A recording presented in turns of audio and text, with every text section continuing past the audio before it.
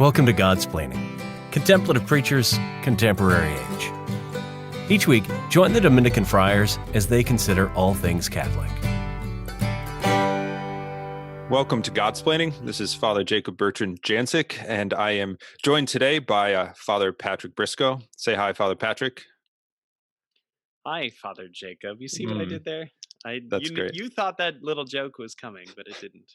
It didn't. No, I'm disappointed for sure. But rather than saying that I'm in DC and Father Patrick is in Providence, which wouldn't be true because both of us are currently like in our parents' basements recording this episode. We're true millennials now. Yeah, we're living off of mom and dad, and we have a podcast in their basements. Yep, in the basements. So it's great. Separate because we have no friends, so we just sit in our basements and talk to each other online. So it's great. Now I'm visiting my family up in Connecticut, and Father Patrick, I won't disclose your location. It's a secret location, so you can see the wood paneled bunker if you tune in on YouTube. So we don't want to release that. But there's a prepper closet that way. A what closet? Prepper closet. It's filled with canned goods. Ready just for the in end case. Out here. Yeah. Naturally. That's great. That's beautiful.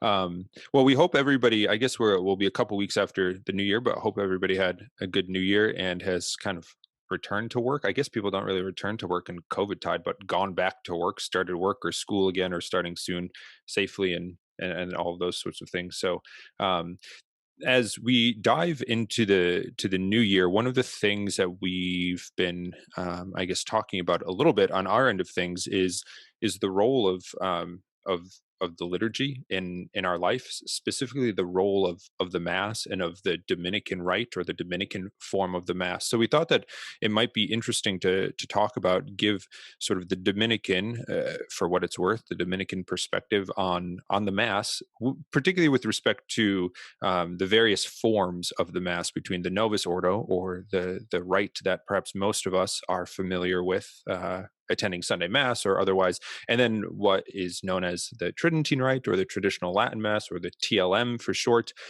For us Dominicans, we wouldn't celebrate the Tridentine Rite. So in our world, we would talk about the Dominican Rite. We'll explain that in just a few minutes. But the idea here is not to sort of create a disparity between the different uses of the Roman Rite, of the Roman Mass, but just the opposite, to explore for a few minutes on this episode the relationship between the two, between the extraordinary form or the Tridentine Rite and the Novus Ordo. So, Father Patrick, perhaps by way of starting in, why these why these two? Where do these two forms of the Mass come from? What are we even talking about here? Maybe give us a little kind of intro on that for those who might not be as familiar. Yeah, I think that this is the question, right? The first question is, well, who cares? Sure. If you just go to Sunday Mass, you can say that's what I've experienced, and that's where the average Catholic is, right? You just say that this is what I know, and taking the Mass as the gift that it really is, and as the participation in one's local parish community for the wonderful thing that it is. A lot of people might not think further. But when we talk about forms of the Mass, and what's kind of undergirding that is the Catholic view that the order of our worship actually matters. So there's this ancient saying, lex orandi, lex credendi, that the order of worship is the order of belief, and that the form of the Catholic Mass is itself important. And this is why when you go to Sunday Mass, it's structured, because the way that it's organized and the way that it's structured is telling you things about what Catholics believe. Now, sometimes those symbols are very rich about what the Mass is saying, and we don't always understand all of them. But the point there is that it's organized, and that the Church has given us a gift in the Mass, and that gift is so broad that it can extend and include different forms, and that those different forms have particular emphases. Right. And a super simple example of what Father Patrick is talking about, the form and the structure of why that's important, is even just the way, if you've ever gone to, I haven't been to many myself, but if you've ever gone to a Protestant service or have been a Protestant and have attended those for a long time, or and then compared that to a Catholic mass, just the very sort of physical way in which we move as Catholics, the sitting, the kneeling, the standing, there's this whole sort of incorporation of what the person is doing, even just as the laity in the pews, what we're doing, and that's not accidental. The idea of liturgical worship and the idea of the structure and the form of the mass as the height of our spiritual life is that it is made, or it exists in such a way to unite us to Christ most easily and most directly, but also most fully in everything that we are. So if we begin to think of the mass, whether it's the Novus Ordo or a different form, or the Tridentine Rite or the Dominican Rite, as the sort of spiritual wellspring through which or by which I'm connected to Christ, then the reason for the structure, or we can at least begin to appreciate that there is a reason for the structure in the form of the mass. And as Father Patrick started, why? Who cares? Well, now we, hopefully, we can begin to care, because it's through this liturgical worship that we believe that we're united most directly to Christ. So let's then perhaps give a brief kind of history, because we'll talk about what the distinction between the traditional Latin Mass and the Novus Ordo, or the Novus Ordo is the new form of the Mass. That's what Novus Ordo means in Latin. And that's what, as we've already mentioned, we're probably more readily familiar with, the Mass that we have in our parishes most regularly. So before we can talk about the comparison between the two and what they are and how one came from the other, perhaps we can start by talking about, well, where do the traditional or the older forms of the Mass come from? Father, I guess perhaps even an interesting kind of tidbit, or a tangential kind of comment might be about our Dominican Rite, so maybe, which is older than the Tridentine Rite. So maybe let's start with the older, and then we can move to the newer, and then the new. Yeah, absolutely. This is a great point. So the Dominican Rite is the way that Dominican friars were celebrating the Mass in a certain age. So the Dominican Rite began in the 13th century it was compiled by Blessed Humbert of Romans. Um, what it did was it provided a certain way for all of the Dominican friars throughout the order. And think, even in the 13th century, the order was international, and so friars had different customs in those local regions. So the Dominican Rite was a structured way that every friar throughout the world would be celebrating the liturgy. So that way, a friar could travel to a different part of the world and feel at home in every Dominican convent, because that way the liturgy would work the same way in all of the houses of the order.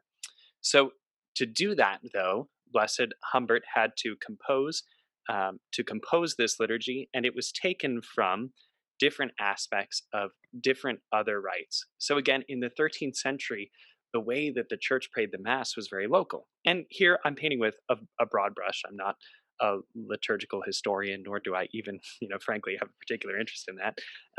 But we can say that the local churches had very different ways of celebrating Mass. The way that Mass was celebrated in France, modern France didn't even exist in the 13th century. The way that the Mass was celebrated in different regions in what is now modern day France, it was very different from the way the Italian city-states celebrated the Mass. So the Dominican Rite took certain of those customs. Again, it seems that the Dominican Rite is principally a Gallic or a French rite. Took those customs and proposed something that could be uniform expression for friars in the church. Now, that work of Blessed Humbert of Romans is essentially what the Council of Trent did. But not just for the Dominican order, the Council of Trent did this work of kind of unifying and reordering and organizing the liturgy of the church, but for the universal church. So, that's just a place that we can start with that conversation. Right. No, that's exactly right. And I think the important thing, or the helpful point or principle from the Dominican unification of liturgical worship, is that it wasn't a sort of ideological kind of thing that Blessed Humbert and other Dominicans were doing at the time, but it was something to unify the order. So as Father Patrick was saying, when friars were traveling preaching, it would become immensely confusing to go from one region to the next trying to celebrate Mass with wholly different customs and different ways of serving. And so the idea was, because of the apostolic nature of the order, to put it all together so that, like Father Patrick said, friars could travel and celebrate the Mass in the same way in all of our communities. When you fast forward a few centuries to the Reformation, and then the Catholic Church's response to the Reformation in the Council of Trent, Pope Pius V tried to do the same thing, and he did do the same thing. During the sort of craziness that was the Reformation, he saw the importance, the Council, and then Pius V saw the importance of unifying the Church, of unifying the Church's worship, so as to stand strong against the Protestant Reformation. And part of this was done in the liturgical reform. And from the Council of Trent, this is where we get the traditional Latin Mass as we understand it today, as we call it today, or what's often called the Tridentine Mass, because it's from Trent, where the council was held. And that form of the Mass perdured from that time, from the time of Pope Pius V, from the time of the Reformation in what would it have been, the 1570s. Is that when Pope Pius died? So from like the early 16th century until the middle of the 20th century, until the Second Vatican Council. So that would have been the Mass. That would have the form of the Mass. Most often, if you want to imagine in your mind, the priest would be facing the same way as the people, as we call ad orientem. Some people say with his back towards the people, but it's really facing the same way with the people. The Mass would have been in Latin, these sorts of things, the old form of the Mass, until the middle of the 20th century with the Second Vatican Council, that introduced the Novus Ordo, or the new order, or the new form of the Mass. So perhaps we can say a few words about those changes, and then we can look at and compare the two. Because the interesting thing is that with the introduction of the Novus Ordo, of the new form in the 1960s, it did not eliminate the use of the old form either. So I think that incorporation is really important to get. So, Father, tell us a bit about where this Novus Ordo, this new form, where and why it comes about. Right.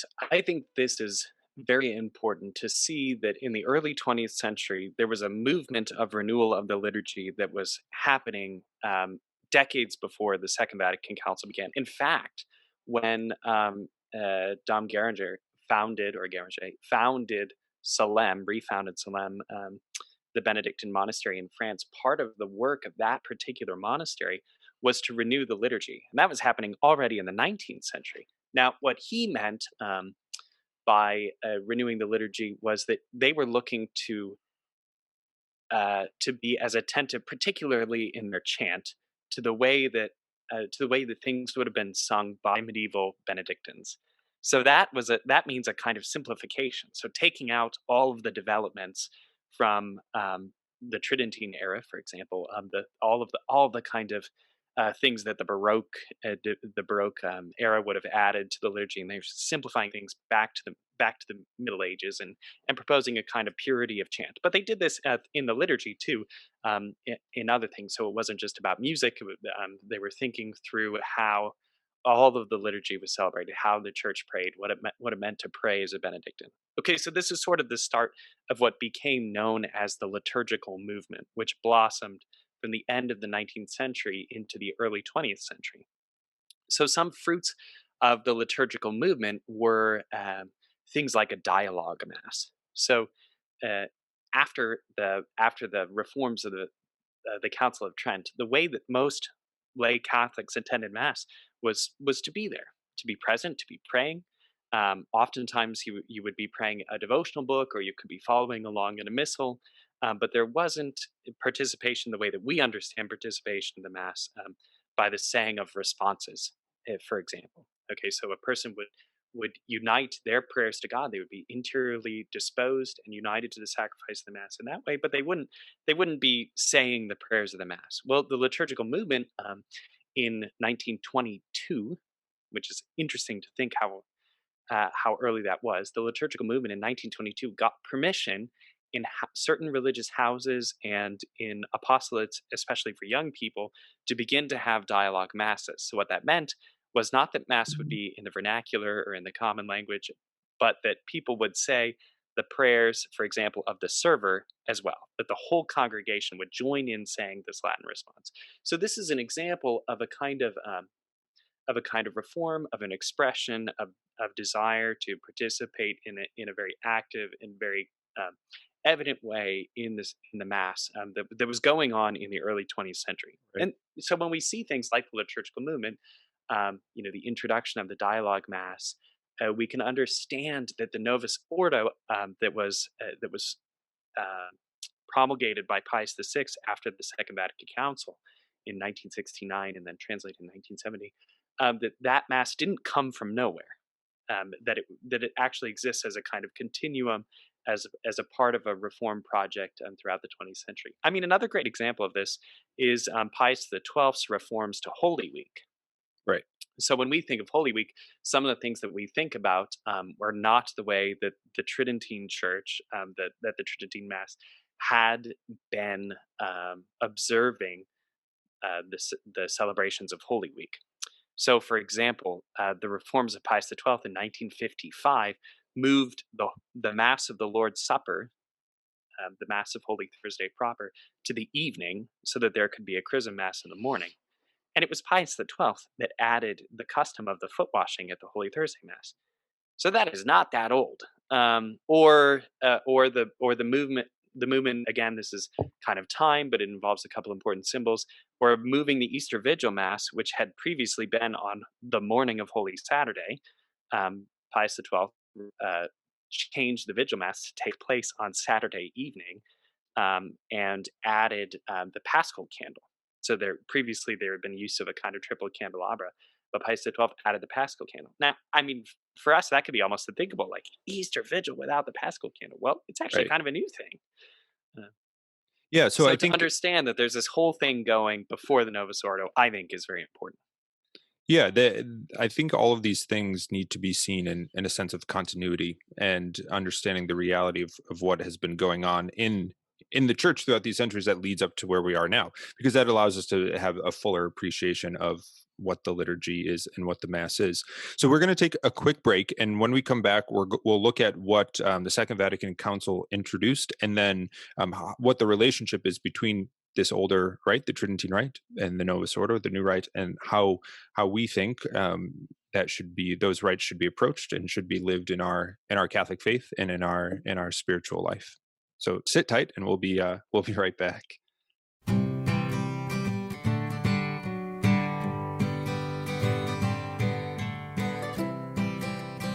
This is Godsplaining. Get up to date on all our latest episodes at opeast.org/Godsplaining.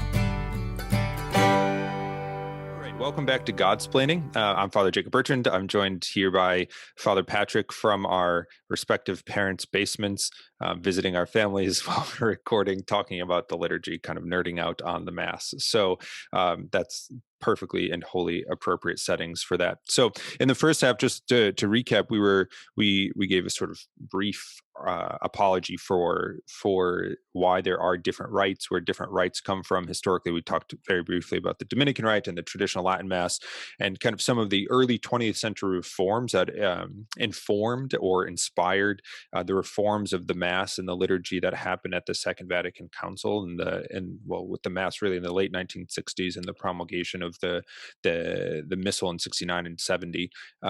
So we want to spend a couple minutes on looking at, well, what did the Second Vatican Council do with respect to the Mass? What was introduced by the Mass? So I think two things, or I guess probably really one thing is kind of important, at least for our conversations here, and that would be specifically the document that came out from the Second Vatican Council called Sacrosanctum Concilium in 1963. And I think it's important to recognize that sometimes when we think about the past or sort of tradition or these kind of things, it's very easy to romanticize or kind of live in a kind of fantasy world that somehow, what was old is absolutely good. I mean, without any mistakes or any problems, and that's just simply not true. I mean, there were a ton of issues with the old Mass. I mean, the traditional Latin Mass had been in place for some 400 years, and obviously, people in the world change. It doesn't mean that the liturgy or our faith changes because people change. But as Father Patrick was explaining in the first half, these dialogue masses being introduced, or the Benedictine monks at Solem reverting back to an older form of chant to sort of recapture what was.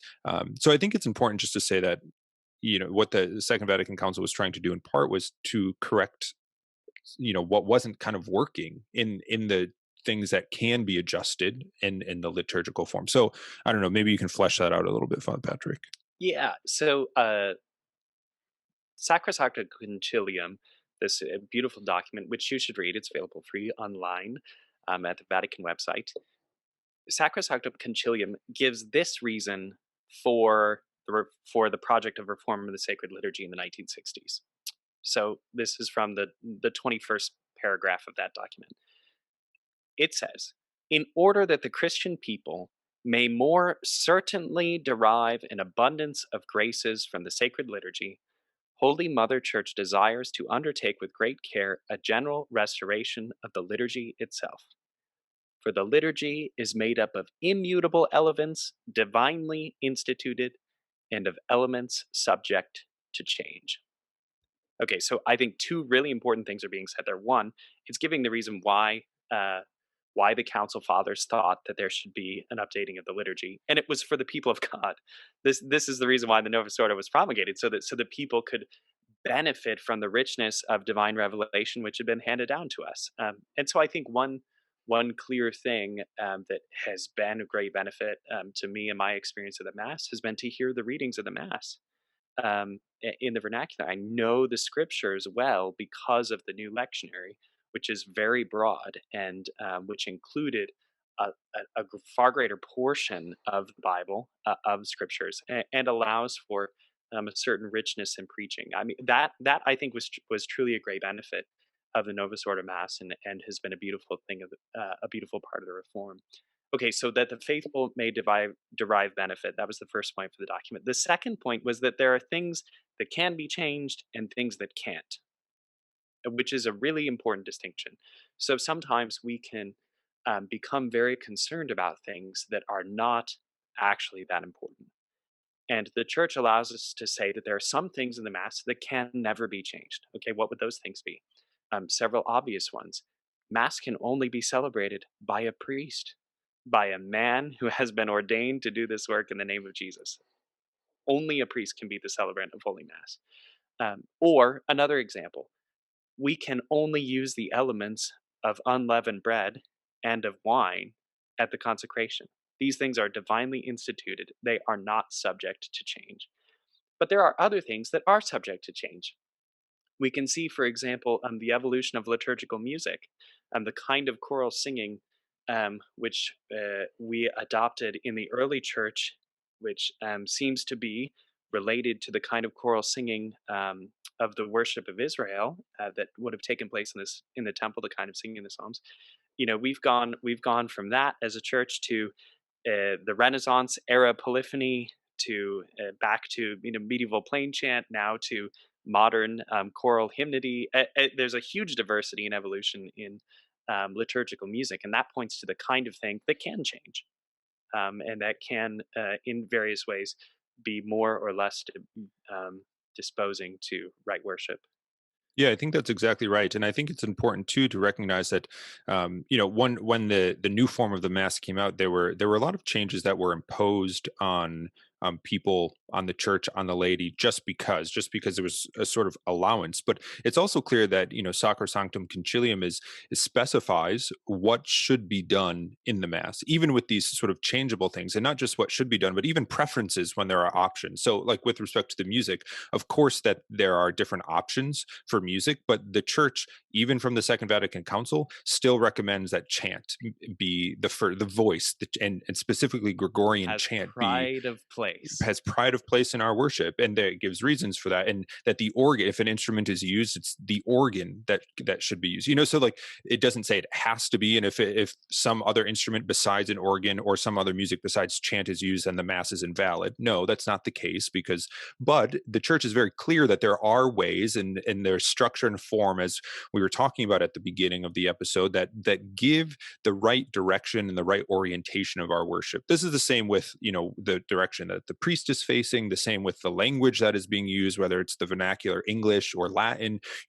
All of these things, the church has recommendations and allowances, and we don't have time to dive into each one of them. Perhaps that's another episode about these parts of the Mass. But it is, as Father Patrick said, it's worth reading the document, this Sacrosanctum Concilium. Look it up online, read through it, see what the church teaches about the liturgy, because that's it is so central to our being Catholic, to understanding how we worship and why we worship the way that we do. So, leading out from the Second Vatican Council, something interesting that the Second Vatican Council did is it did not abrogate, it did not cancel out the earlier form of the Mass. So, when the Novus Ordo Missal was published in 69 and translated in 70, I think that's correct. I think those dates are correct. It didn't say that the old form, the Tridentine form of the Mass, was no longer allowed, or the Dominican rite was no longer allowed. And this was sort of something that was of debate a little bit throughout the church for 40-ish years. But in 2007, Pope Benedict issued the document Summorum Pontificum, which is an interesting title, which we'll talk about in a second. But in that document, he gave a sort of reiteration of what already existed, what already was, in allowing for and explaining why that priests could celebrate the Tridentine rite, the old forms of the Mass, and why the laity also had a right to the old forms of the Mass. So I think we'll talk about that for a minute, but by first looking at the title, Summorum Pontificum is Latin, not for anything liturgical. It doesn't even say anything about the Mass, but it translates to the supreme pontiffs. The supreme pontiffs, or the popes. Really interesting that a document on the liturgy refers to the supreme popes, but I think is absolutely spot on. I guess if I can, say that Benedict the 16th is correct. I don't know if I'm really his censor on this, but I see the wisdom in it, right? Because as Father Patrick explained earlier in the episode, the liturgy doesn't exist in a vacuum, in fact, or as something just created, but as something that's handed down through the apostolic tradition of the church, guarded and promulgated by the popes, by the successors of St. Peter. So through this very short document, you can also look this up online, over and again, Benedict, it takes 7 minutes to read, 5 minutes to read. Benedict refers to all of these popes who have promulgated liturgical reforms in the church. So going back to Gregory the Great, going back to Pius V with the Council of Trent, and John the 23rd, who updated that in the 20th century, and Paul VI in 1970. And he refers to all of these popes who have handed down the liturgical world in which we live. And ultimately, he says that the Novus Ordo of 1970 is the ordinary expression of the Mass, and the Tridentine Rite of 1962, it was updated in 1962, is the extraordinary expression of the same Roman Rite. So in the Roman Rite, in the Roman Church, there are two expressions of the same Mass. There's the extraordinary and the ordinary form. So I think that's super important that we see those as a united front. The document also helps us understand a few other things. I don't know if you have thoughts on that, Father Patrick. Yes, one of them is that Pope Benedict wants to see that the faithful can take advantage of the richness of some Summorum Pontificum. So the idea in promulgating a broader use of the traditional Mass was not to create some kind of pocket within the church that would be able to rebel against the greater church as a whole. That was not the idea. The idea was to say, wouldn't it be great if priests had a familiarity with the tradition such that they could share it with people who were interested in it, recognizing that there's such a beauty within our tradition that the laity have a right to actually experience that. That for me is one of the important takeaways. Yeah. And I think for us as religious, as Dominicans who have our own form of a traditional Mass or a Latin Mass, that for me, what you just were explaining is kind of what inspired me to want to learn to serve as a student brother and then to celebrate as a priest the Dominican rite, because there's so much rich history attached to it. If you think just for a minute that like the rite, as Father Patrick explained for us, for the Dominican rite was codified in the 1260s. So from then on, for centuries and centuries and centuries, this was the rite that Dominican saints, and less than, hopefully saints now, but those great Dominican saints and those unknown Dominican saints would have celebrated, would have attended, would have prayed at, would have been at. So the likes of like St. Thomas and St. Catherine and St. Martin de Porres, St. Rose of Lima, all of these people would have, Blessed Pier Giorgio, if he had gone to a Dominican parish, even as a third order Dominican, would have attended. Like all of these people prayed and worshiped God in this form of Mass. So to be able, as a Dominican, to enter into that tradition that is so much bigger than me, that has made so many saints, is a beautiful, I think, a beautiful opportunity, a beautiful way to celebrate Mass as a priest, and a beautiful way to pray. And I think that principle is applicable to all Catholics. That in the same thing with the traditional Latin Mass, the extraordinary form, so many saints have been formed in that context, and so many great people and holy people have been formed by that way of the celebration of the Mass, that it would be a shame if we just said, well, that's old and no longer part of who we are, because that's just not true. It is part of who we are. As Father Patrick was showing, it actually has informed the way the Novus Ordo exists. And to say like that doesn't exist anymore, the old form, well, that's just not real, and it sort of neglects the reality of our patrimony, of our history as Catholics. So that's not to say, and this is kind of the last thing that we're going to talk about on the episode. That's not to say that we should that the Novus Ordo and the old forms of the Mass need to be relegated to separate pockets of the church, where we have like TLM parishes and we have Novus Ordo parishes, and the two shall never meet. That's not what we're saying. I think the beauty here, the beauty that Summorum Pontificum shows us, the beauty that the sort of liturgical reforms and tradition show us, is that there's a fullness and a wholeness that's had with both forms of the Mass. And I know if I've experienced that. I imagine you have too, Father Patrick. I know you celebrate the Dominican rite and have an appreciation for it. And I think he and I both kind of agree on I don't know, on everything that I just said, I think, more or less. So, I think one very rich conversation I had with an older Dominican. Um, in the conversation, the friar was asking me very genuinely, well, why are you interested in this at all? He couldn't mm, conceive of a younger person being interested in the old liturgy, because for him it was something that his generation had cast off. And the only value to it that he could see was nostalgia. And as a kind of unrooted millennial looking for stability.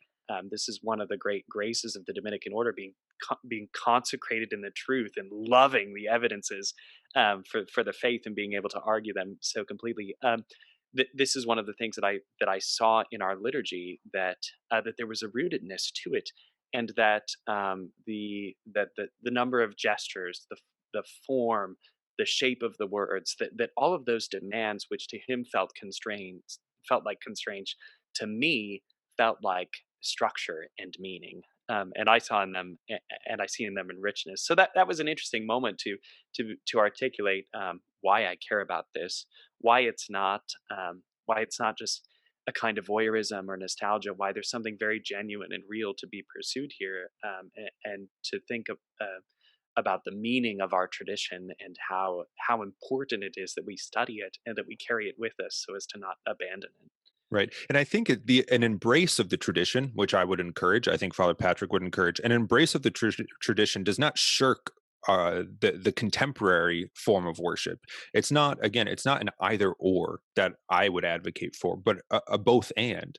And I think that we kind of dive into a greater fullness and a greater richness and a greater breadth of our ability to worship with both the ordinary and extraordinary form as part of our life, even if it's occasional one way or the other. I'm not saying that there has to be some 50-50 balance in your life, but I would encourage, if you haven't attended a traditional form of the Mass, I would encourage you to try to see it. Find a parish that has it, whether it's Dominican rite or the Tridentine rite. Father Patrick, with that in mind, someone who hasn't been before, do you have any kind of a few tips or a couple tips while we wrap up here for how to approach it, or what to expect, or what not to be put off by? Yes, the first Tridentine Mass I went to, I felt like I was at a different church. I didn't even know. I just didn't know what was going on, because I was so overwhelmed by everything that I was seeing, that it was difficult for me to see the Mass that I grew up with in it. Hmm. Um, so the advice that had been given to me, though, that I found was very helpful, was just go and just watch it. You don't have to have it all figured out. I mean, most lay Catholics cannot actually tell you what every gesture means in the ordinary Sunday Mass at their local parish church. So we shouldn't expect to be able to do that with another even more complex form of the Mass.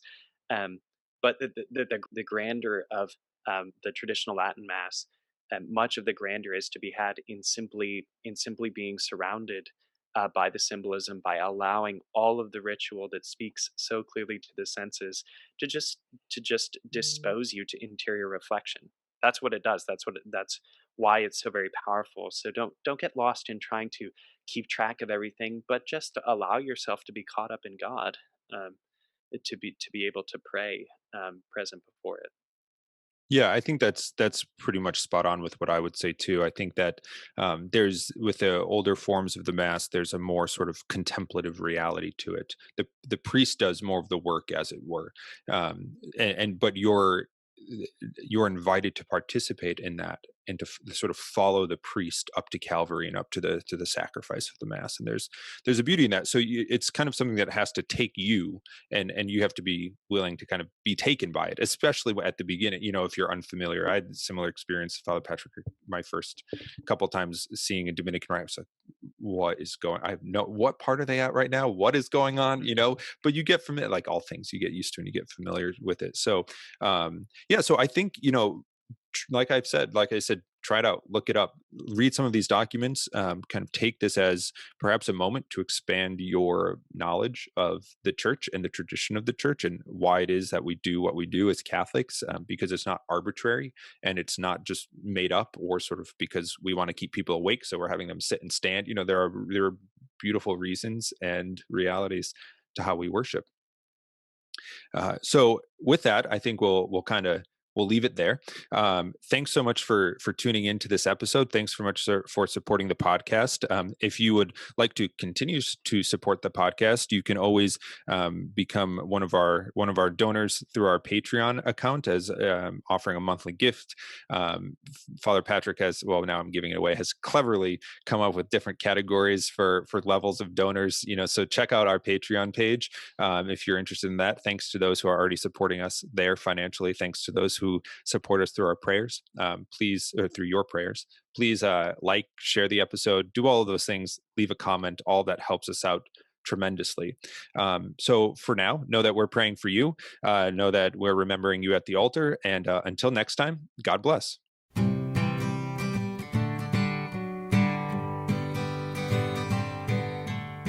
Thanks for listening to Godsplaining, a work of the Dominican Friars of the Province of St. Joseph. Visit us at opeast.org.